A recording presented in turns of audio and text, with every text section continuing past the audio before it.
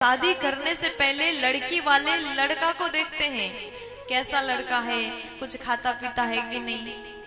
आप लोग भी देखते हो ना, जब बेटी की विदाई का समय आता है, शादी फिक्स होने से पहले लड़का को देखते हैं, कैसा घर है, कैसा परिवार है, कितना जमीन है। बिहार में तो खास करके दहेज में कितना देना पड़ेगा। लड़का वाले भी बड़े अजीब होते हैं, अगर 5 लाख नहीं दिया तो शादी कैंसिल, है ना। और उस दहेज के चक्कर में न जाने कितने बेटियों ने अपना जान गुमाया है। हम कभी भी कथा में दहेज की चर्चा आती है तो दहेज की विरोध करते हैं। दहेज जो प्रथा है, इससे समाज में कोई सुधार नहीं आता। देखो 5 लाख 10 लाख आप लड़की वाले से ले लेते हो, क्या वो 10 लाख से तुम्हारा पूरा जीवन चल जाएगा? नहीं चलेगा। 10 लाख कब कैसे खत्म होता है पता ही नहीं चलता, आपका जीवन नहीं चलता। और उस 10 लाख के पीछे आप एक बेटी के, आप एक नारी के, आप एक कन्या के जीवन को बर्बाद कर देते हो। ये बहुत बड़ा पाप है।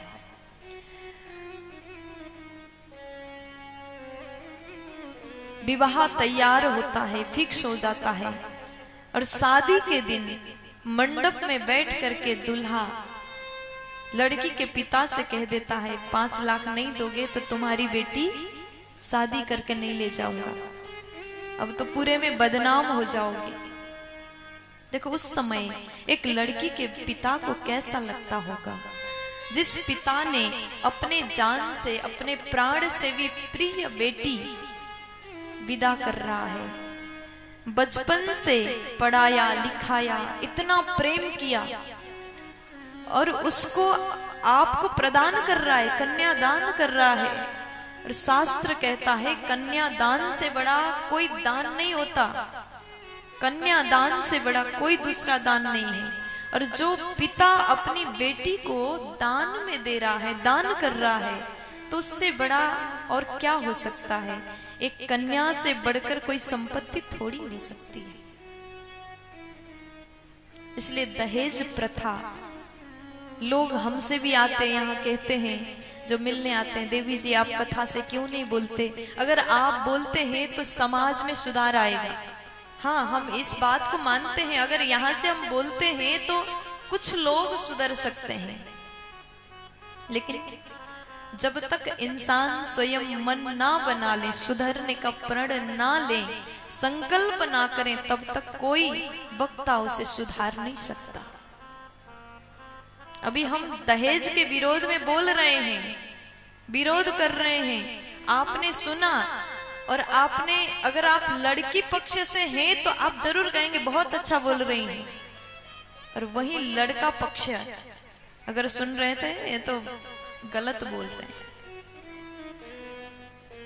थोड़ी देर तो आपको अच्छी लगेगी, लेकिन बाद में जब तक आप इस बात को स्वीकार नहीं करोगे, अपने घर से ये नियम बंद नहीं कराओगे, तब तक समाज में कोई परिवर्तन नहीं आने वाला।